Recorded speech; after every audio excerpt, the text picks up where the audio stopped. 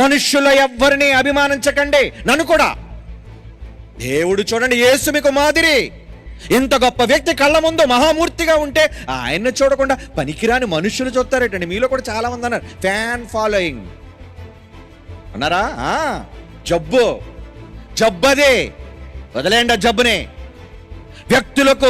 వ్యక్తులకు కాదో, దేవునికి అభిమానులుగా ఉండండి.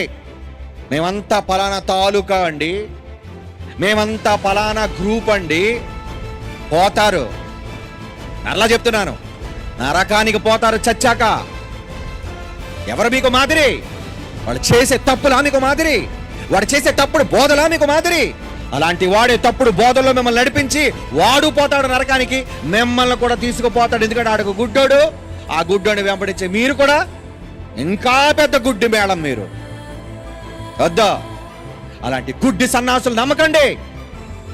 దేవుణ్ణి చూడండి, మాదిరిగా నేనున్నానని యేసు ప్రభు చెబితే మనుషులు చూస్తారేటారా? మీరు యేసు వైపు చూడాలి కదా.